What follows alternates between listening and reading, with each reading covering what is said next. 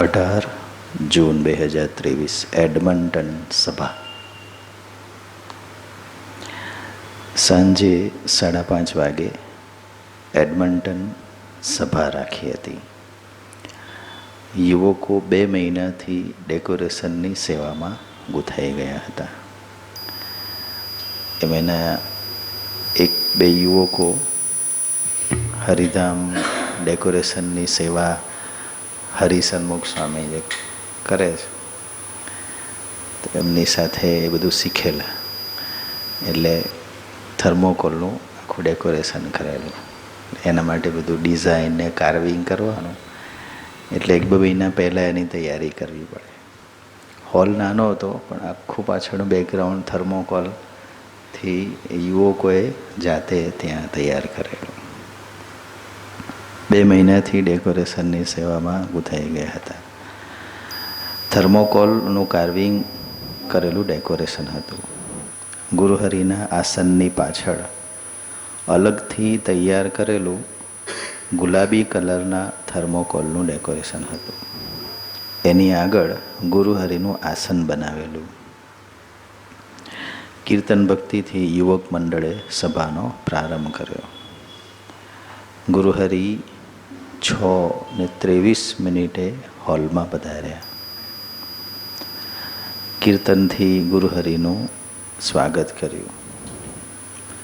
Stage પર ઠાકોરજી બિરાજમાન થયા ત્યાં સુધી ગુરુહરિ નીચે ઊભા રહ્યા. સંતોના હાથમાં ઠાકોરજી હોય તો પહેલાં ઠાકોરજીને ઉપર લઈ જાય, પછી બિરાજમાન કરે. ઠાકોરજી બિરાજી ગયા પછી ગુરુહરિ ઉપર પધાર્યા. ઠાકોરજીને નમન કર્યા, ભક્તોને નમન કરી અને આસન પર બિરાજ્યા. ત્યાર પછી યુવકોએ 2 કીર્તનો ગાયા. ત્યારબાદ સર્વમંગલ સ્વામીએ લાભ આપ્યો. કોઈ પણ વક્તા લાભ અપાય એટલે ડાયરીમાં પેનથી મુદ્દા લખે. ત્યારબાદ એક વિડીયો પ્રેઝન્ટેશન રજૂ કરવામાં આવ્યું, જેમાં યુવકોએ પ્રાર્થનાઓ રજૂ કરી. 10 મિનિટનું પ્રેઝન્ટેશન હતું. એમાં એ મંડળના યુવકોએ પ્રાર્થના રજૂ કરી, જેમ શરદ પૂર્ણિમાના સમયમાં યુવકોએ વડીલોએ જે પ્રાર્થના રજૂ કરી હતી એવી. ત્યારબાદ હાર વિધિ થઈ. ત્યારબાદ ગુરુહરિએ પરાવાણી વહાવી. વર્ષો પછી તમારા બધાના દર્શન થયા. 2015 પછી 2023, એટલે 7 વર્ષ પછી દર્શન થયા. એકવાર ગોપાળાનંદ સ્વામીએ સંતોને પૂછ્યું કે તમને અમારી સાથે કેવી પ્રીતિ? તો કહે સર્વોપરી પ્રીતિ છે.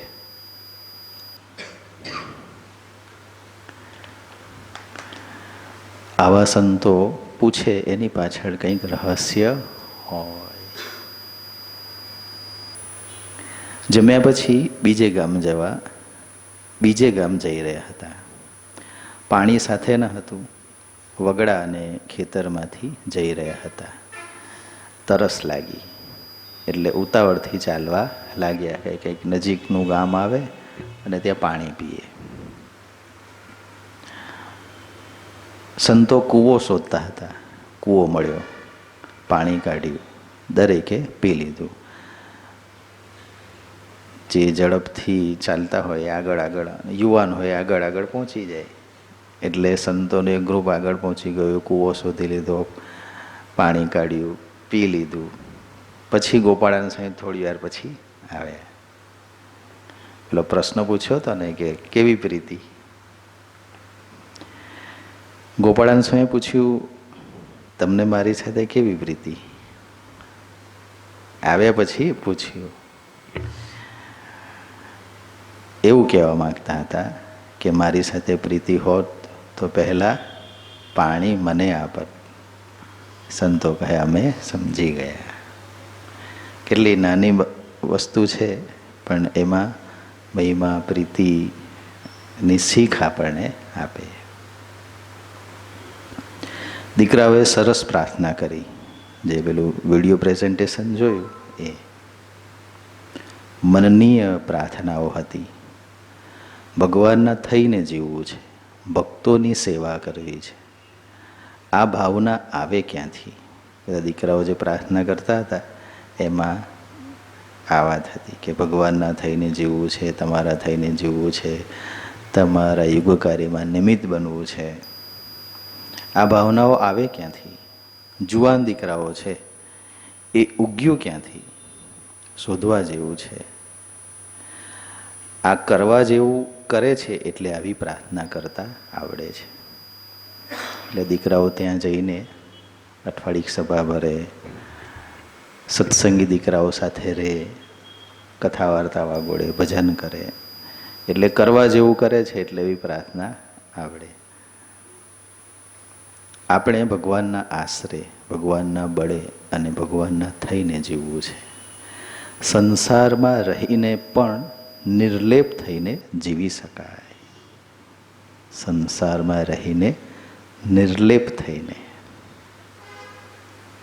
અનાસક્ત ભાવે જીવી શકાય. સત્સંગ આપણને એ શીખવાડે. જેમ જેમ સત્સંગ કરતા જઈએ તેમ તેમ જગતની અસત્યતા ખબર પડે, નાશવંતતા ખબર પડે. અને ભગવાન અને સંતનું સુખ, સત્સંગનું સુખ, ભજનનું સુખ એ આવતું જાય, એની ખબર પડે એટલે એની સામે માયાની ખબર પડતી જાય. એટલે આપણે જ્યારે સત્સંગ કરતા હોઈએ, ભક્તોની સાથે રહેતા હોઈએ તો એ આનંદ જુદો હોય.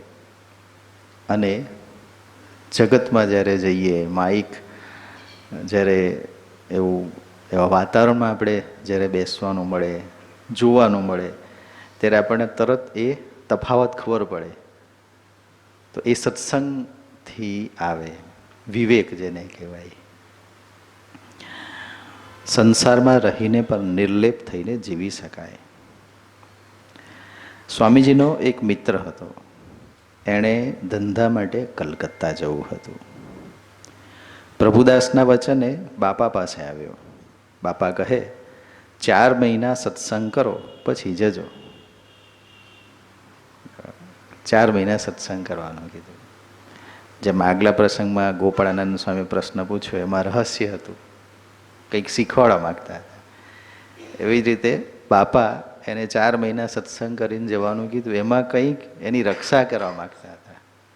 આજ્ઞામાં રક્ષા, આશીર્વાદ આવી જતા હોય. હવે બાપા ખાલી આટલું કે સત્સંગ કરીને જજો, હવે જગત પ્રધાન હોય તો મનાય નહીં, પણ થોડો ઘણો એવું કંઈ પુણ્ય જાગૃત થયા હોય, સંસ્કાર હોય, મહિમા હોય તો કે ચાલો હવે સંતે કીધું છે તો આપણે કરી લઈએ. પણ એમાં કેટલી મોટી રક્ષા થઈ જતી હોય. બાપા કહે 4 મહિના સત્સંગ કરો પછી જાઓ. સત્સંગ કર્યો. બાપા કહે જતાં પહેલાં મને મળીને જજો. એટલે એ મળવા આવ્યા. ત્યારે બાપાએ આજ્ઞા કરી કે રોજ 10 મિનિટ ભજન કરીને ધંધા પર જજો.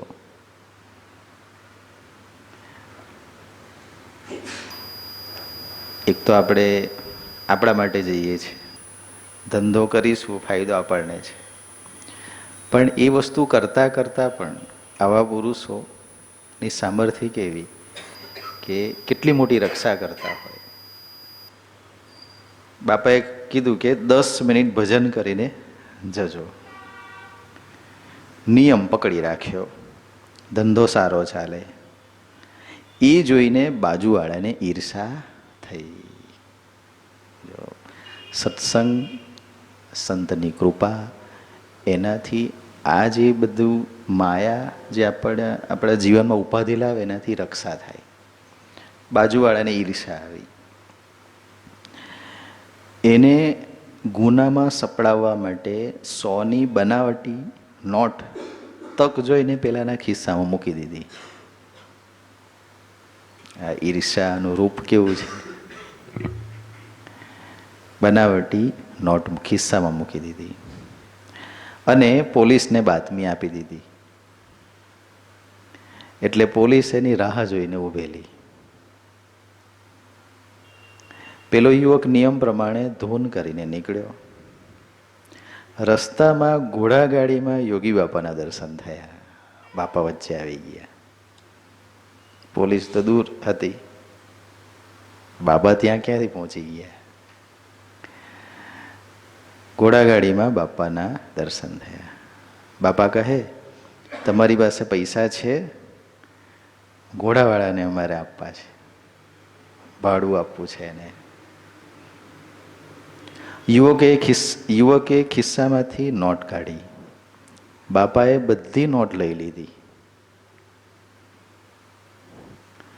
યુવક કહે, સ્વામી તમને ઉપવાસ પડશે. પેલી નોટ બાપાએ લઈ લીધી ને થપ્પી, તો કે બાપા તમને ઉપવાસ પડશે. પણ બાપા તો નોટ લઈને અદૃશ્ય થઈ ગયા. એટલે દિવ્ય દેહ આવ્યા હતા. એટલે આ પુરુષને કોઈ એવું હોય નહીં, એ તો કર્મથી પરના પુરુષ, પાપ અને પુણ્યથી પરના પુરુષ છે. એટલે બાપા તો અદૃશ્ય થઈ ગયા. પોલીસે યુવકને પકડ્યો અને કસ્ટડીમાં લઈ ગયા. પૂછતાછ કરી, પણ કશું નીકળ્યું નહીં. બાપાએ વચ્ચેથી જ લઈ લીધું હતું, કશું નીકળ્યું નહીં. 1 વીક જેલમાં રાખ્યો, પણ કાંઈ ન મળ્યું. પછી રજા આપી દીધી. યુવકે યોગી બાપાને સમાચાર આપ્યા. પછી સામે ફરિયાદ કરી તો 38,000 રૂપિયા મળ્યા એને. કારણ કે ખોટી રીતે એને કર્યો હતો, તો એને 38,000 રૂપિયા મળ્યા. યોગીજી મહારાજ ન હોત તો આટલો પ્રશ્ન આપણે વિચારીએ આ પ્રસંગમાં, કે આ પ્રસંગનો સાર શું? તો 2-3 વસ્તુ આપણને સ્વાધ્યાય કરતાં માલુમ પડે. એક તો મોટા પુરુષની આજ્ઞા, સહેજમાં આજ્ઞા આપી દે. એક યુવકને જવાના હશે ને સ્વામીજીના આશીર્વાદ લેવા માટે આવ્યા છે, કે ખીચડી ખાઈને જજો. આટલી જ આજ્ઞા હતી, ખીચડી ખાઈને જજો. હવે એમને ઉતાવળ હતી, પણ સ્વામીજીની આજ્ઞા પાડી. ખીચડી જમીને પછી એકદમ એમને હતું જ કે હવે ટ્રેન ચૂકી જવાશે, પણ ટ્રેન લેટ હતી અને પહોંચ્યા પછી ટ્રેન આવી. પછી એ બોમ્બેથી અમેરિકા ગયા અને પછી 4-5 વર્ષ પછી પાછા સ્વામીજીને મળ્યા.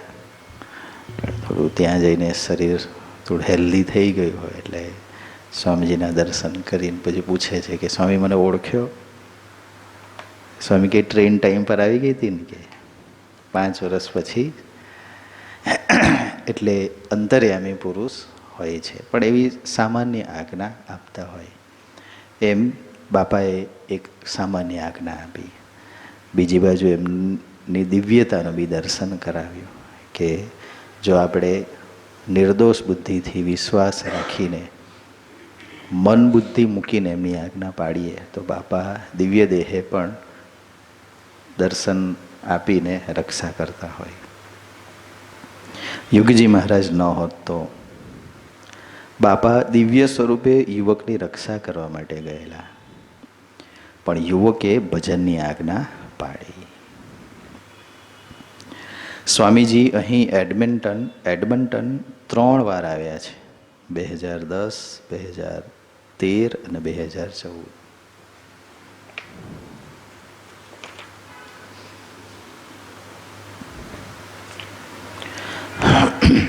20,000ની આવક જતી કરીને પણ 1 કલાક સત્સંગ માટે કાઢવો.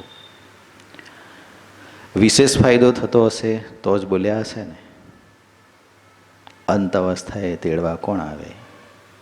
કોઈને 20 કરોડ આપો તો પણ ધામમાં તેડવા આવે નહીં.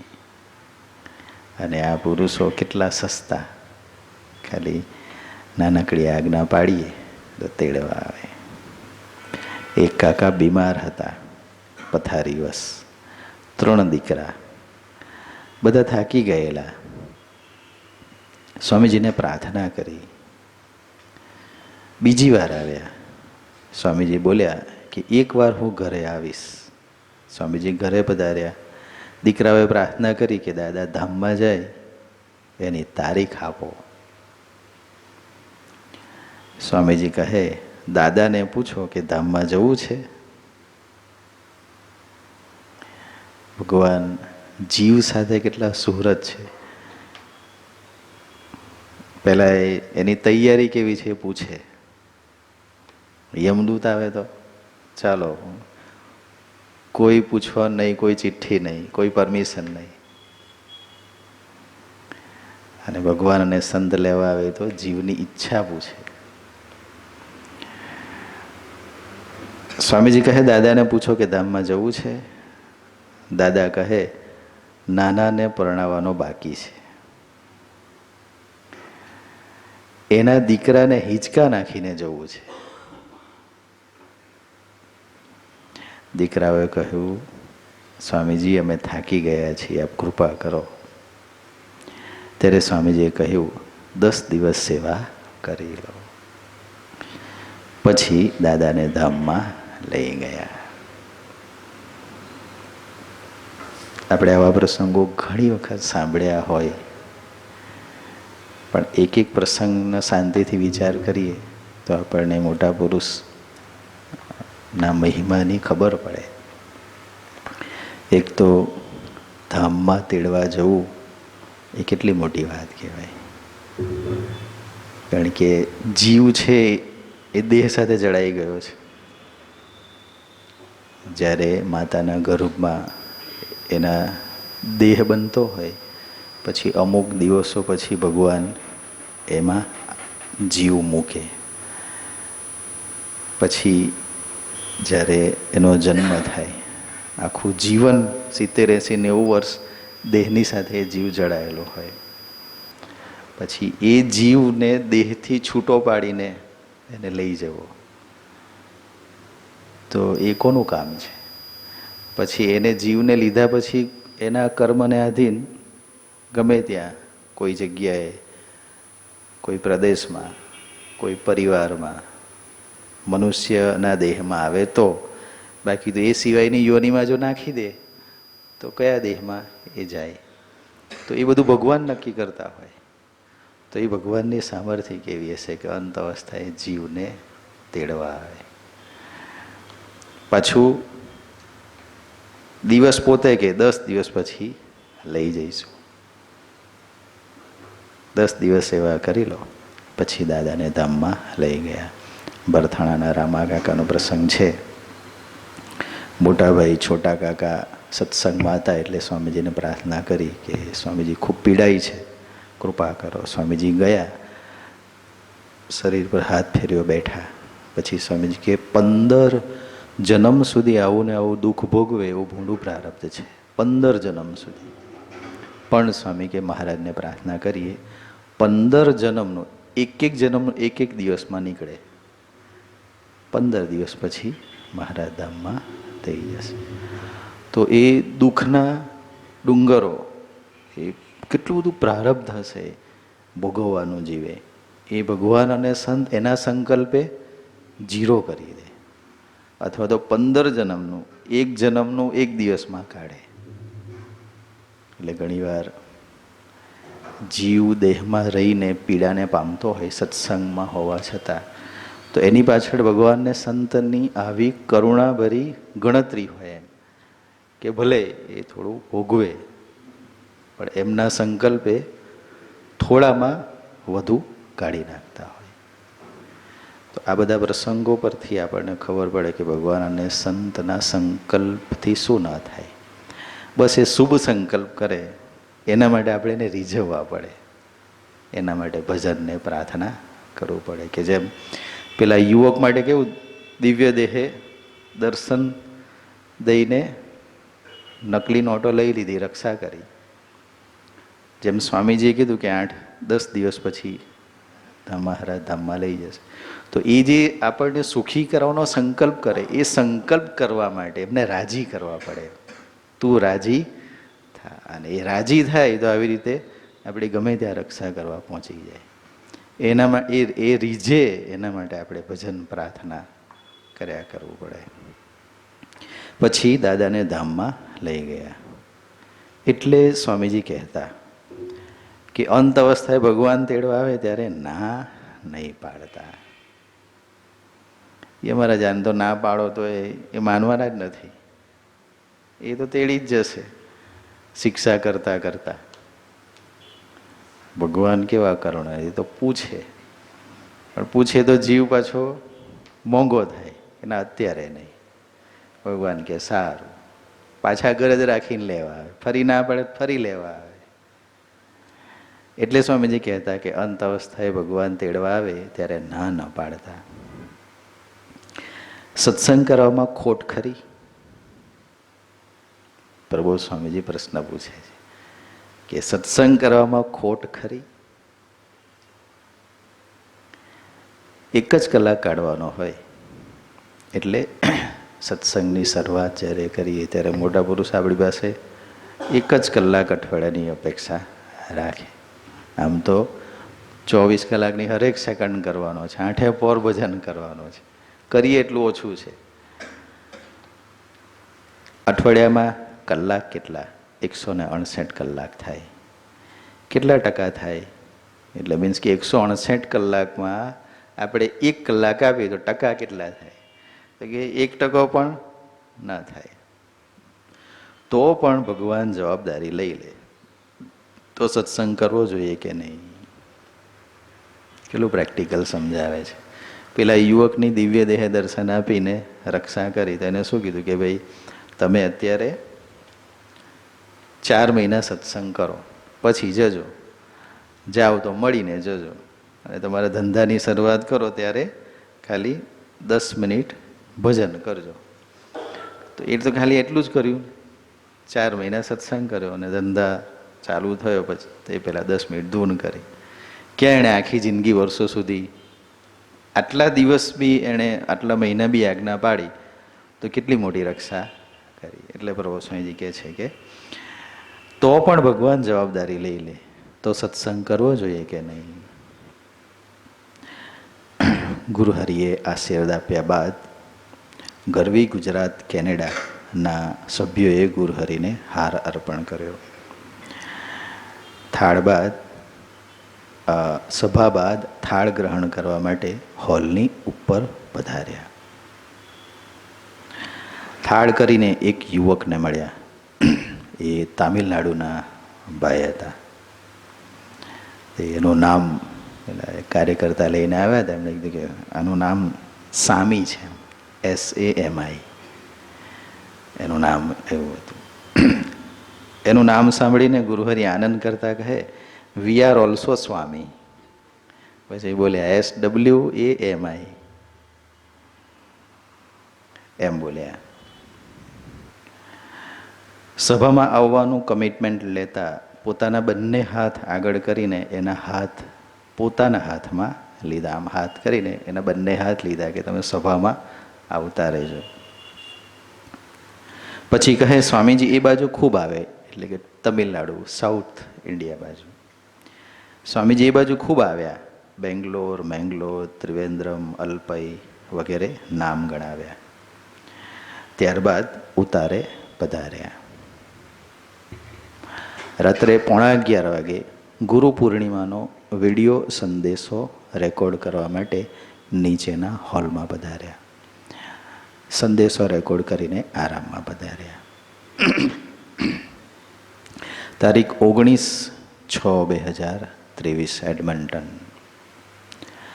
સવારે 7:30 વાગે પાર્થભાઈને ત્યાં પૂજામાં દર્શન આપ્યા. બેકગ્રાઉન્ડમાં અક્ષરદેરીનું ડેકોરેશન કર્યું હતું. મૂર્તિઓ મૂકવા માટે પણ મંદિરના મોડેલ બનાવ્યા હતા. ગુરુહરિ જે નીચે ઠાકોરજીનું સ્થાપન કરે એ દરેક મૂર્તિ માટે અલગ અલગ નાનકડીના મંદિર બનાવ્યા હતા. 2 વડીલો આવ્યા, એમને સોફા પર બેસાડ્યા. ગુરુહરિ સ્વામીજીની પરાવાણી પછી ધૂન કરી. યુવકોએ કીર્તન ગાયા. ત્યારબાદ હાર અર્પણ કર્યા. બપોરના થાળ માટે ચિરાગભાઈને ત્યાં પધાર્યા. ચિરાગભાઈએ પૂજન કર્યું. એમનું ભૂલકું છે પરમ નાનકડું, તો એ રોજ અક્ષર નમન કરે, સેવા સ્મૃતિ સુરત ભાવ સુધારણ, એ રોજની પ્રેક્ટિસ. પણ એ દિવસે સંતો આવ્યા, ગુરુહરિ પધાર્યા, તો એને કીધું કે ચાલો આપણે અક્ષર નમન કરો, તો એ શરમાઈ ગયું. એ જોઈને ગુરુહરિ કહે આજે બેટરી ડિસ્ચાર્જ થઈ ગઈ છે, એમ આનંદ કરાવ્યો. ત્યારબાદ યુવકો સાથે બેઠા. તો ગુરુહરિ નાના કિશોરો સાથે પણ એમને કેવું પ્રોત્સાહન આપે છે, એમને કેવું બળ આપે છે, એમની કાલી ગેલી ભાષા પ્રાર્થના સાંભળે છે. ભરતભાઈ એમનો દીકરો નિર્મય અને એમનો ભાણો મયુરભાઈને લઈને આવ્યા. ગુરુહરિએ પૂછ્યું શું નામ છે? એટલે ભરતભાઈ કહે મયુર. ભણવાનું ચાલે છે કે પતી ગયું? ભરતભાઈ કહે પતી ગયું. ગુરુહરિ કહે જોબ કરે છે? તો દીકરો કહે હા, જોબ અને સાથે મ્યુઝિક પણ શીખું છું. ગુરુ કહે ગુડ ગુડ, ભણજો આપણે બરાબર. હા. પછી એક બીજા યુવક હતા, એમને બતાવીને કે આમની સાથે આપણે દોસ્તી રાખવાની. એટલામાં સુરત સ્વામી આવે છે. એટલે સુરત સ્વામી પછી કે સુરત સ્વામીને પૂછો કે મારે બીજા મિત્ર કોને રાખવા? એક તો આ છે, આપણને કોક સારી વાતો કરે, સ્વામીજીના મહિમાની વાત કરે, આપણી નિષ્ઠા પાકી થાય એવા કોક મિત્ર જોઈએ. એને એક બીજો મિત્ર આપો. આ એક તો છે જ. આ આધ્યાત્મિક જતન છે, સંસ્કારોનો સિંચન છે. એ દીકરો ભણે, આગળ વધે, એમાં પણ ગુરુહરિ બળ આપે. કીધું ને કે આપણે બરાબર ભણી લેવાનું. પછી એના આત્માનું જતન થાય એના માટેની વાત કરી કે તમારા મિત્ર કોણ છે. એવા મિત્ર રાખવા કે જે મહિમાની વાત કરે, આપણી નિષ્ઠા પાકી થાય એવા કોઈક મિત્ર જોઈએ છે. પછી સુરત સ્વામીએ મયુરભાઈને પૂછ્યું તમે ગાઓ છો? મયુરભાઈ કહે હા, આઈ મીન મ્યુઝિક.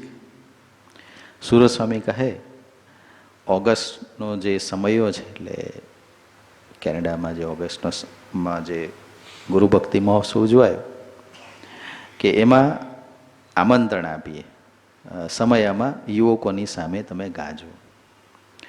મયુરભાઈ કહે I will make a nice song, હું સરસ કીર્તન બનાવીશ.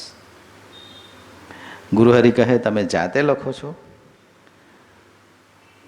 મયુરભાઈ કહે I will make it in Hindi, હું હિન્દીમાં બનાવીશ.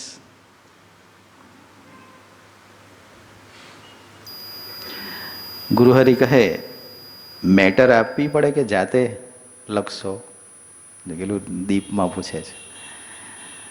કીર્તન લખવું એટલે લિરિક્સ બનાવવા, એ બની જાય પછી એને કમ્પોઝ કરવું, એટલે એને કોઈ રાગ એને એમાં બેસાડવો. રાગ બેસી જાય પછી એને ગાવું. એટલે બનાવનાર બી અલગ હોય એનો, એટલે મીન્સ કે લખનાર બી અલગ હોય લિરિક્સ, પછી એને રાગમાં ઢાળનાર પાછા બીજા હોય, અને પાછું એને ગાનાર ત્રીજા હોય, સિંગિંગ ત્રીજા કરે. હવે જેની પાસે લખાવવું હોય એને થોડુંક મેટર આપવું પડે કે આપણે આ બાબત આ મેટરમાં કીર્તન લખવાનું છે. એટલે પૂછે છે કે મેટર આપવી પડે કે જાતે લખશો?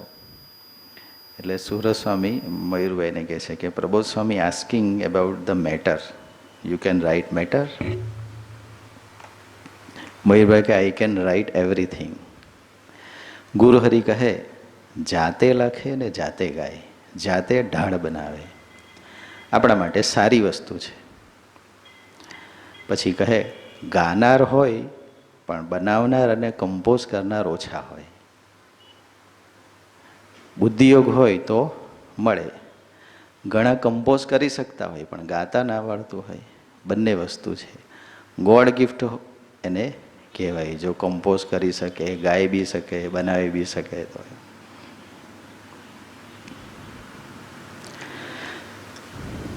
પછી કહે અમારા નાના સ્વામી સિંગર છે પણ કમ્પોઝર નથી. પછી ગુરુહરિની આજ્ઞાથી સર્વનમન સ્વામી કીર્તન ગાય છે. પ્રાણાધાર હો હે મારા નાથ. કીર્તન પૂરું થયા બાદ સનાતન સ્વામીને આનંદ કરતા કહે, અમારા સનાતન સ્વામી કમ્પોઝ કરે તો શું કરે ખબર નહીં. એમ આનંદ કરાવીને થાળ ગ્રહણ કરવા પધાર્યા. આપણે જોયું કે એકા દીકરા સાથેની વાત, સભામાં જે પ્રસંગ કીધો એની વાત, આ 2-3 વાતોનો આપણે સ્વાધ્યાય કરીએ તો મોટા પુરુષ કેટલું બધું આધ્યાત્મિક ભાથું આપતા હોય. એટલે સ્વામીજી કહેતા કે મોટા પુરુષની પ્રત્યેક ક્ષણ એ સાધક માટે આધ્યાત્મિક સંદેશ હોય છે. કંઈક ને કંઈક મળતું હોય. એ ખાલી હિંચકે બેઠા અને હિંચકો ઝૂલતા હોય એમાં બી કંઈક સાધકોને સુખ આનંદ આપતા હોય. એ કોઈની તરફ નજર કરતા હોય, એ નજર ફેરવતા હોય તો પણ, સ્પર્શ કરતા હોય કે ધબ્બો મારતા હોય, વાત કરતા હોય, એમાં પણ આત્મા બળને પામતો હોય. એવી અનંત રીતે મોટા પુરુષ આપણા જેવા ચૈતન્યોને ભગવાન તરફની યાત્રા કરાવતા હોય છે. સ્વામિનારાયણ સ્વામિનારાયણ સ્વામિનારાયણ સ્વામિનારાયણ સ્વામિનારાયણ સ્વામિનારાયણ સ્વામિનારાયણ સ્વામિનારાયણ સ્વામિનારાયણ સ્વામિનારાયણ સ્વામિનારાયણ સ્વામિનારાયણ સ્વામિનારાયણ સ્વામિનારાયણ સ્વામિનારાયણ સ્વામિનારાયણ.